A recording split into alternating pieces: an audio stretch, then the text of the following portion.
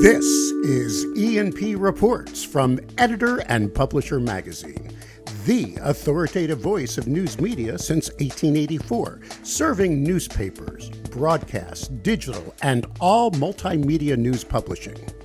And greetings once again, Mike Blinder, publisher, E&P Magazine. As always, I am compelled to do housekeeping, which means urging you on whatever podcast channel you're on to please follow us. If you're one of those who like to watch the video on YouTube, right below me is a subscribe button. To the right is a bell. If you hit that puppy, you'll get an update each and every time we upload a new episode of E&P Reports.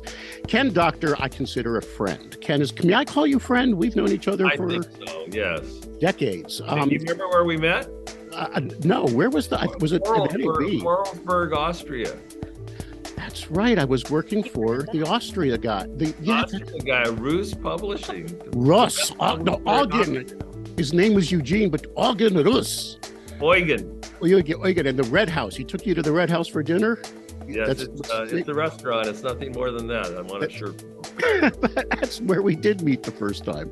And that must have been, long time ago. Ken, you should get the jacket because this is your third appearance on this program. So we have a special 5-timers club or 3-timers club. Yeah, that'd be great. Many of you know Ken from his days as Newsonomics. Even before that, Ken actually cut his teeth at the Willamette Valley Observer. That's when you started in the industry, right? At least that's what I saw in your... Willamette in Oregon. Willamette. I'm not a Portland, Oregon.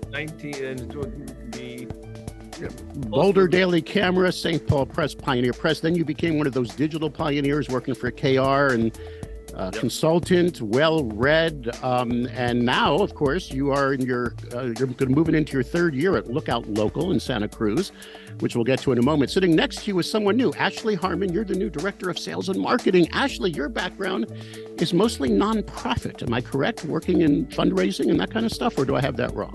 It's close. So I worked at the museum of a nonprofit in town before this, and then before that I worked for the Golden State Warriors in ticket sales. So I go pro sports, nonprofit art museum, digital news, tech startup is my normal career journey. This is the perfect background, as it turns out, to work in marketing and sales and more at a digital news startup. There we go. We're going to talk about all that, like Lookout Local. I'm also going to bring up the JCPA and probe you a little bit on that as well, Ken, but we'll do that on the backside of this message. This episode of E&P Reports is sponsored by IQ Audience Plus by Town News. Consumer revenue has never been more important. Digital leaders at media organizations worldwide are asking the same question. How do we accelerate the growth of consumer revenue? Traditional one-size-fits-all paywalls aren't the answer. They're blunt instruments that treat all visitors the same way, costing you money. IQ Audience Plus by Town News is a smart, dynamic metering solution that empowers you to maximize revenue by identifying key audiences, seeding engagement, and growing membership and subscriptions. Ready to supercharge your consumer revenue, grow engagement, and bolster your advertising income? Visit townnews.com/EP today to learn more about IQ Audience Plus by Town News. All right, Ken and Ashley. Ashley, I'm going to let you hum to yourself for a moment because, Ken, you put out some stuff on the internet in December. And one of the things you talked about, well, you actually put up a kind of a lengthy op-ed that was anti-JCPA, which, as we all know by now, is pretty much gone. I mean, they tried to, attach it to the National Defense Authorization Act at the last minute. That got chewed up. Then they tried to stick it into omnibus spending, and it ain't there. But the way you poked at it, you really were not in favor of this vital legislation. I'm going to tell you, okay, I say vital, and I'll tell you the reason. And you know my background's radio. I was a disc jockey in the 70s and 80s, and then became into management and television. But in radio, we had to write down once a year on these forms for ASCAP and BMI every song we played. And then we'd use some weird formula to compensate composers for music, which goes way back to the days of piano rolls. I studied this. Did you know that piano roll manufacturers took the sheet music and turned it into music, and then they put these player pianos in bars, and the composers back in the early 1900s said, you can't do that without compensating us. And that legislation still lives today. If you go into a restaurant and hear a song over a speaker, that composer is compensated. Why shouldn't a journalist excuse me, or publisher of that content be compensated when someone monetizes it? Because you just give me your overview real quick on the JCPA. I think I would love to see. In fact, I had my first conversations on this in 1998, working for Knight Ridder, and we had a call, I still remember, with the general counsels of Gannett, Tribune, and Knight Ridder, talking about what to do about fair use. And we don't hear those terms much anymore. So the question of how news companies and journalists are going to adjust to the internet is now 25 years old. Pretty much. The answer is not too well. But in terms of this legislation would just benefit people like Rupert Murdoch. It is based on the Australian legislation, which greatly benefited Murdoch, who owns 2/3 of the press in Australia, and not the little guys in Australia. So it's an uneven playing field that would be forced by national legislation, and that's my main objection to it. There is also the main question before us, as not just the people in the publishing industry and journalists, is the democracy. What we need is more journalists working locally. This bill did not say that any money that was gotten from the platforms had to go to paying journalists. And we know from the behavior of especially the largest chains that own newspapers in the country, they are as likely to use the money to repair their balance sheets as they are to hire journalists. So that's the core of my objection to it. But the lobbyists at the organization would simply say anything helps. It's a start. It will trickle down. It will be used to fund, to help be another, if I use that metaphor, leg on the stool, to help find a sustainable business model for local journalism. You're just saying if it ain't, go ahead, I'm sorry. 2023 is a little late for trickle-down economics in the newspaper industry. Okay, I get you. If I may use that, basically, then, what you're saying is come up with a better idea. You're not anti being compensated by big tech. You just would prefer if it wasn't done in a way to benefit the hedge funds and the corporate rate, whatever and disproportionately benefit the hedge funds and the financial players. I am for anything that fairly pushes forward local journalism. And that largely means paying journalists locally. This is not rocket science. So yeah, we'd love to be able to do that, and but this was very flawed legislation. All right, well, moot point now, because we got 2 more years where the House will be doing whatever the heck it wants to do, and I just don't see it. I think we just got to wait and see on this one. So let's talk about Lookout Local. We brought you onto the program before Lookout Local. You didn't have a name for it yet, but you were teasing it. It was called the perfect buffet of a local. Who said that? Oh, I remember the buffet. Yes. It was a quote from a National Public Radio person. I remember who said it, but it was, and then you released Lookout Local, going into Santa Cruz, calling it a news desert, where then all the Santa Cruz publishers were writing into E&P screaming. One in particular, yes. One in whatever. Well, this is not a news desert, but you went in there, started this puppy up with funding. Yep. You started off with some money that was given to you. And you, according to you were starting to build that audience and build that reputation in town. You just penned a wonderful, lengthy piece that went out on Nieman. Only 3,500 words. Only 3,500. You know what I'd have to pay for that to get that into, to get someone to write 3,500 words? It's enormous. It is this huge, massive document that is so well written, where you basically say, Lookout Local. You didn't lie. You said you built quite an audience now. But I mean, what is your email subscriber list right now? How large is it? It's close to 10,000, correct, sir? No, it is. We were just talking about this morning. We're at 22,000. 22,000, and you have subscribed. And we have a new number for you, Mike. Here we go. Drum roll. E&P. Four members. We had 8,300 members in total. Those are individual members, student members, enterprise members. That's what we're at as of the end of 2022. But you also admit in this document, like me, I mean, my wife thought I was really on some weird drugs when I took over E&P. I remember. It was losing 20 grand a month from the previous owner, a Californian, we won't mention his name. And And here comes this thing called a pandemic. And I have yet to be whole from it. You know, we're making money now, but if you count the months and months I didn't take a salary, you know, it's nonprofit in a way. You kind of admit that in here. You're not quite where you want to be, correct? You're still Right. getting to the number you need to call this a sustainable business model. Can you define that? When are you going to be proud and scream, I did it? Sure. So to the numbers, we're on plan. So this is a startup. It takes investment. As I wrote about, we took in a little more than $2.5 million in investment. It takes investment to build a good company. We built a great company at this point.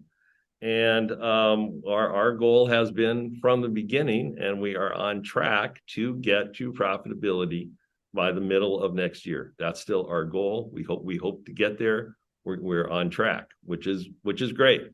And in terms of what you saw, and I tried to be completely honest in that long post, it's been very hard. And the first year was the hardest, especially under COVID. Now we just had a couple of parties. We had a member party celebrating our 2-year anniversary, more than 100 people. The community recognition and Ashley has been the middle of this, that we have gotten is incredible, capped off by last Thursday. The Chamber of Commerce had called me up and said that Lookout has been named the Small Business of the Year. Oh, congratulations. 2022. And you know what that means in a community. And it's all of the hundreds of contacts that Ashley and her team have made, that I've made, the Rotaries we go to, all of that people have accepted us. And to the point of everything that we talked about, we are well along in proving that in 2 years, you can be well on the road to replacing a failing daily Alden newspaper. And so that's my conclusion. And I challenged you on the program when you announced Lookout Local that why didn't you incubate this new buffet into an existing legacy brand title? Because that's what I did. I took over a 140-year title and I've been speaking on it around the country, polishing it up. I mean, like Disney is still alive. Why didn't you look at that existing database, existing social media following, and walk in there and offer that buffet to that organization? And your response is? It's the same as it was a year ago and 2 years ago, that it is not the best way to do it. Okay. That digital startup, both in terms of the efficiency, the talent, the freshness of it, is what is needed to really serve the needs of these local communities. And the brand equity of dailies, and it's not the fault of the people who work at these papers, but the companies like Alden have they eroded the brand equity of these things that, and Ashley can talk about it. We're hearing that people are just abandoning print in Santa Cruz because it has so little value to them at this point. It didn't have enough value to consider.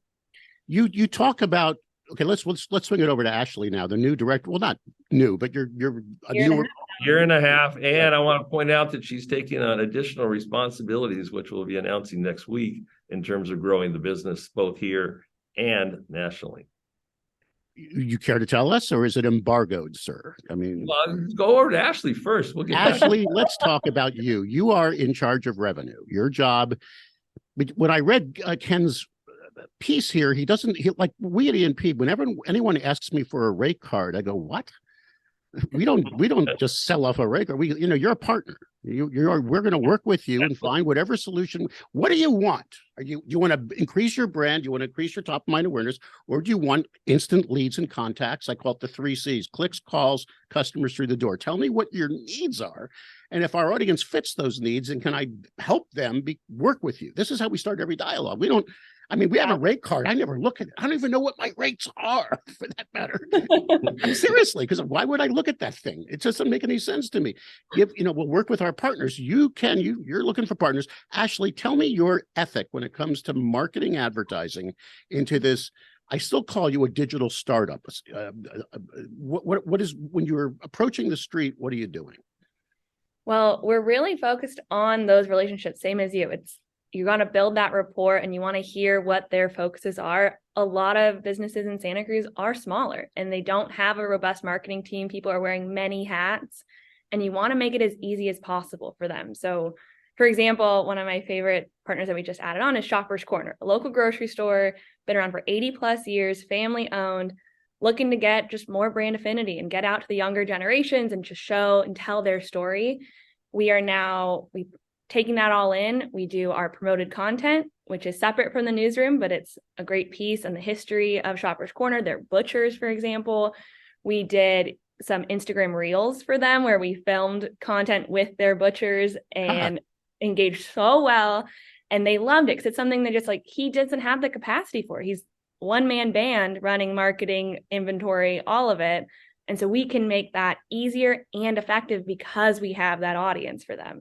And being younger generation, we can be a little bit more creative and flexible. And they kind of that trust is built in of like, I'm a techie kid. Like I just grew up in it and I can help other businesses really step into it and learn about it too, which has been really fun.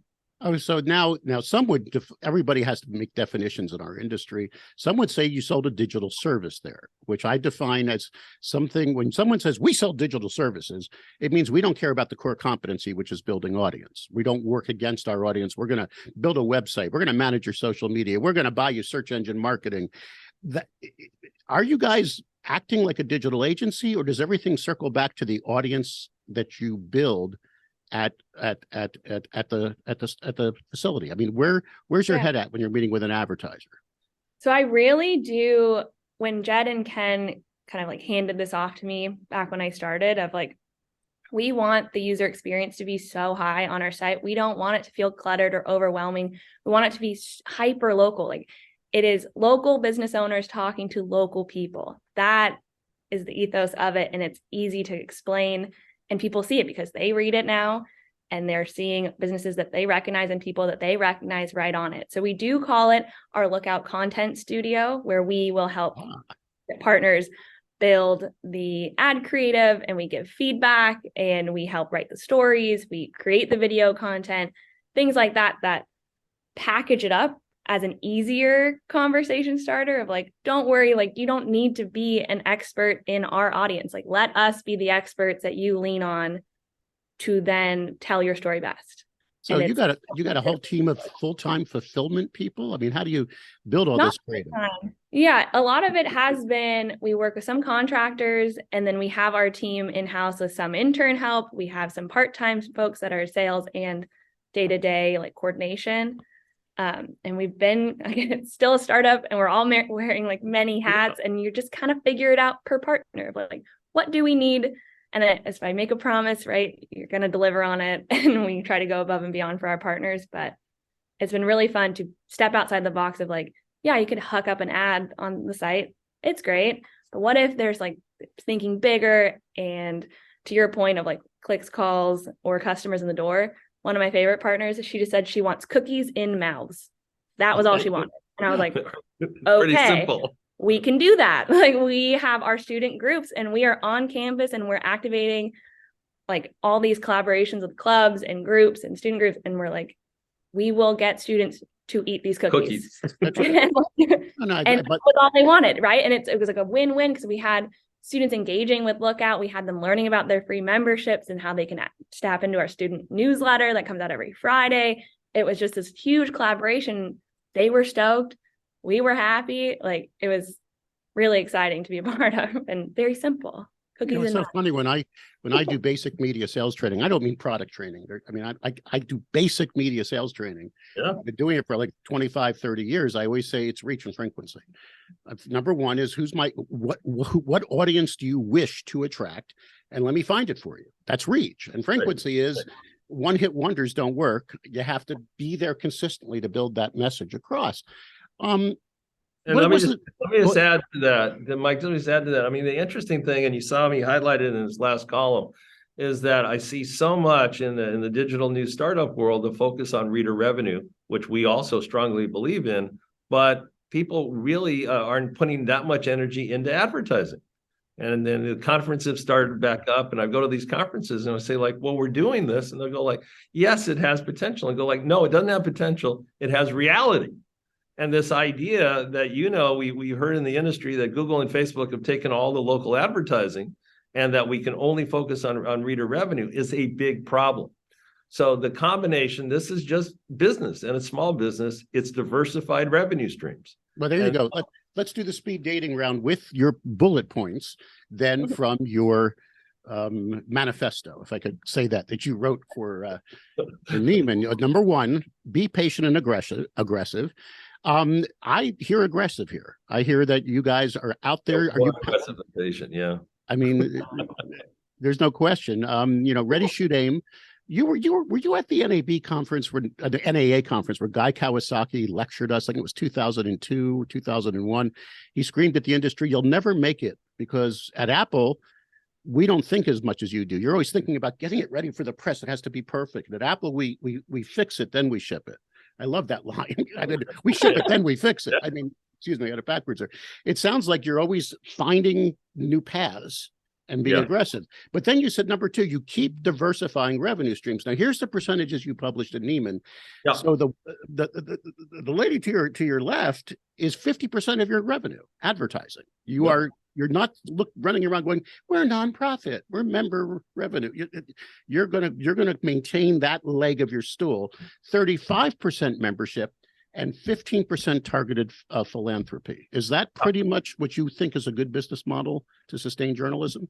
Yeah, in general, yes. It's going to be somewhat market dependent and all, and it'll shift over time. We knew, and Ashley mentioned Jed Williams, who was my co-founder in this, is still an advisor to look out. We figured from the beginning, abstractly, that advertising would catch on more quickly and that membership would grow more slowly. And that happens. And it takes longer for readers to get a company, to get comfortable with the product. So I think it's in that ballpark, and we're comfortable with that. Advertising has doubled in the last year. We see a lot of growth ahead in different packages for different kinds of accounts, exactly along the lines as you and Ashley were talking about. You talk about bringing students directly into local news. Yeah. And I heard Ashley there mention interns. At Burrell last year, there was an amazing program there, Ken, where Gordon brought in a ton of kids that were running an ad agency out of the Miami University. And they showed off they must have spent a month putting this presentation together. So I stand up and say in front of them, do you know who your audience is? There's 475 people in this room, and they're all local ad managers for radio, television, and print. Would any of you consider going to Altoona, Pennsylvania and working at a local radio station or a TV station? They said, no. You're getting kids into your ecosystem and working with you? How are you doing that? We've gotten, I think, at the interns we're bringing on in the winter quarter here. UC Santa Cruz is on a quarter system. I think that'll be 18 interns. 18? In 2 years, yeah. Wow. I'd say about a third of those are on the business side, and Ashley can speak to those, and especially where we found them. And the other 2/3 are on the news side, both from UCSC and Cabrillo Community College, and we're also starting to work with Stanford and Berkeley.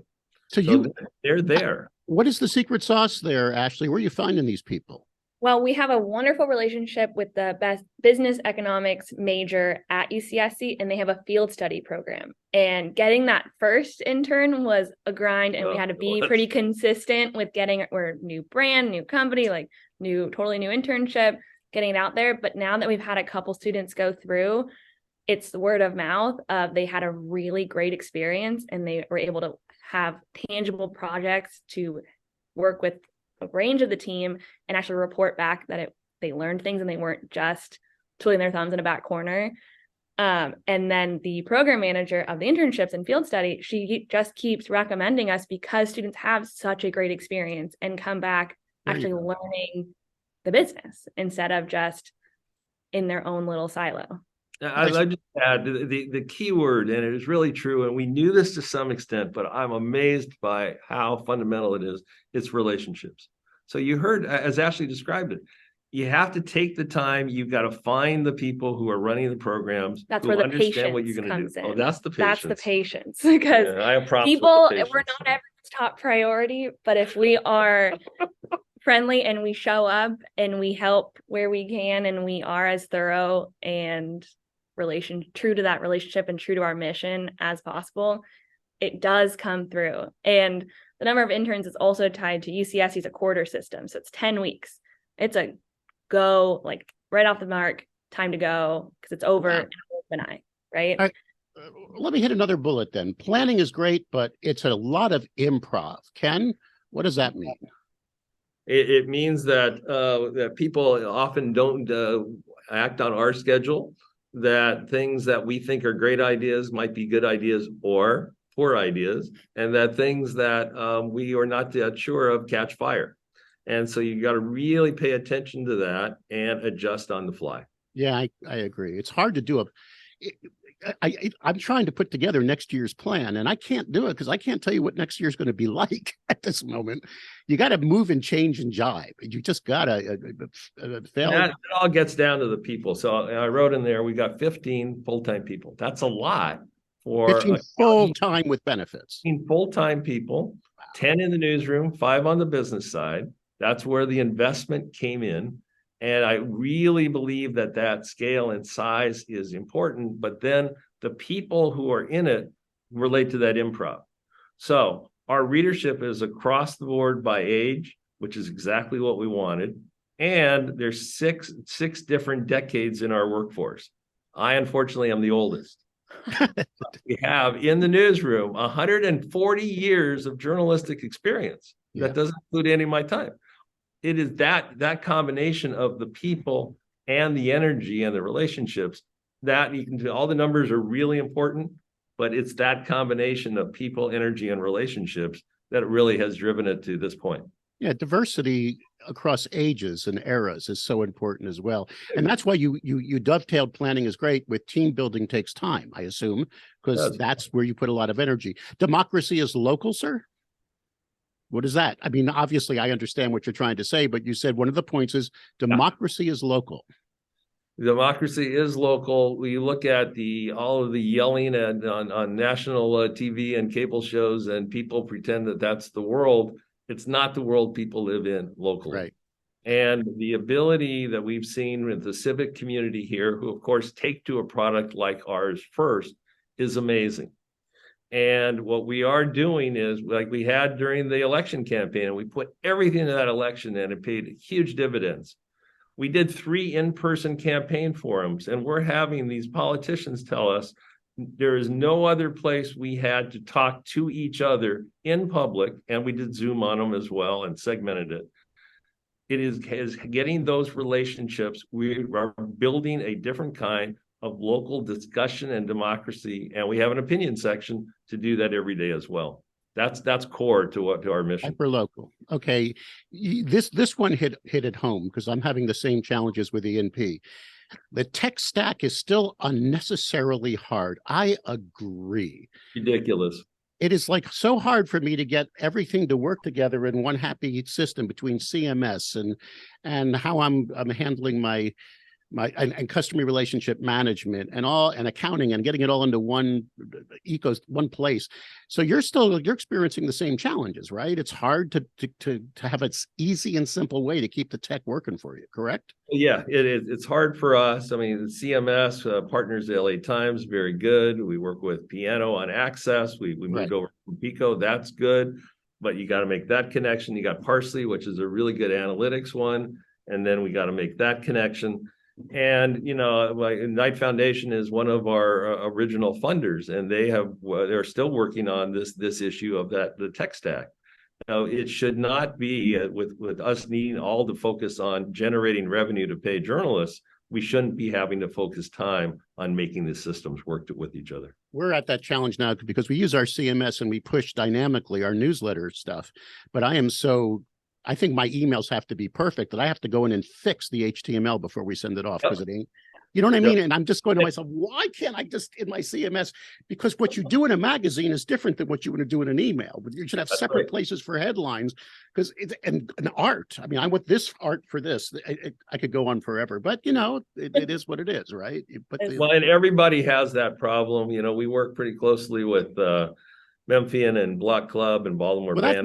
That's the next one here, and this is the last one. Same problem. Everybody has the same problem. You say here, make good friends and lean on them, and you wrote about the 3 a.m. club, where you say it's the Memphian, Colorado Sun, Baltimore Banner, Long Beach Post, Block Club, Chicago. All of them been on this program. Some of them have won Effie Awards from me. Why am I not in the 3 a.m. club? You don't like me?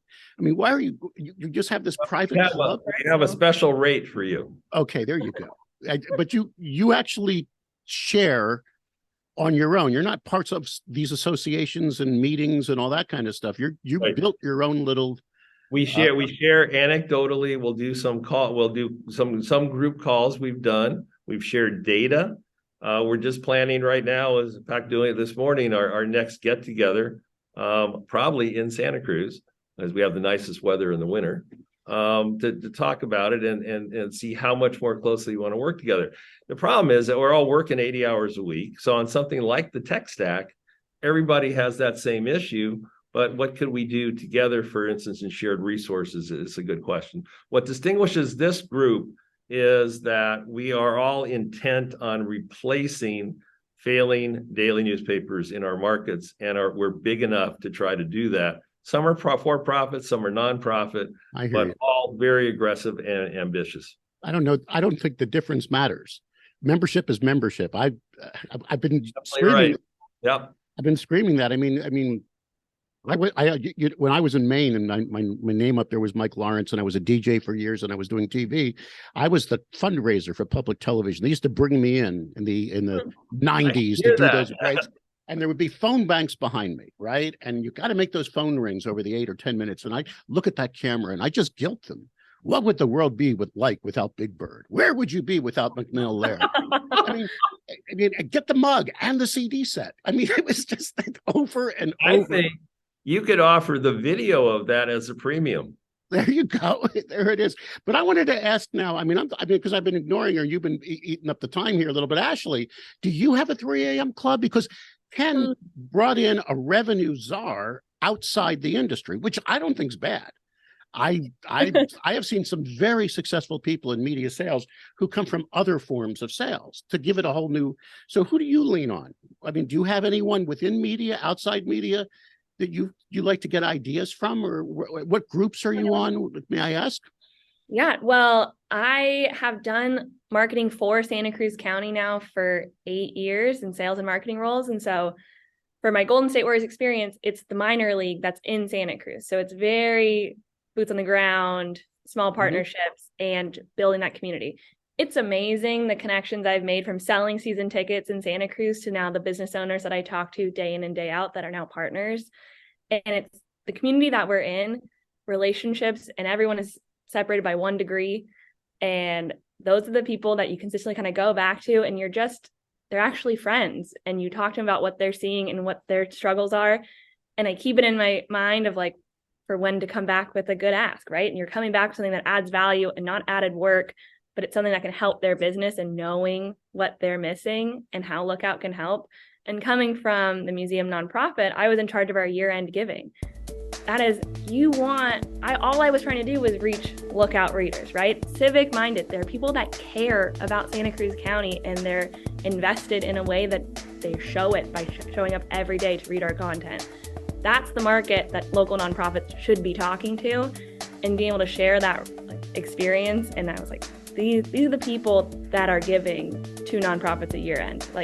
These are people you want to be in front of, and putting something together for nonprofits where it's approachable, it's realistic, and it's actually adding value is amazing, and it feels really good. So I think it really just comes down to lots of coffee dates, and we just keep in touch, and people know to lean on me for advice and then right back at them. I got to tell you, I think you're in the right chair there, Ashley, because I wrote a book on sales back in 2008 when the whole world was falling apart on that recession. And it was all just about, I always say sales is a transference of energy. And I say to a sales rep, if you don't believe in your product, don't sell it, because you can't fake it. They'll see it in your body language. They'll see it in. If you can sell something you don't believe in, you're Willie Loman, and I don't want to know you. I mean, you got to have that thought and that belief. I see it in your soul. You believe in your product so much, you're just transferring that energy to your customer. I'd like to drink it. So grateful for that. I want to drink the water out there. I want to say thank you both. And we're obviously, Ken, we'll get you into the fourth time into the program later in 2023. But we'll keep our eyes here at Editor and Publisher and Lookout Local. Ken, keep penning these amazing diets. I didn't agree with everything you said, especially with the JCPA. But that's okay. I mean, it was a good piece. Ken Doctor, CEO and founder of Lookout Local. And of course, we're honored to have Ashley Harmon, Director of Sales and Marketing. Thank you both for your contributions to the industry. Thanks for sharing what you're doing, and stay healthy. Welcome. Happy New Year. Thank you so much.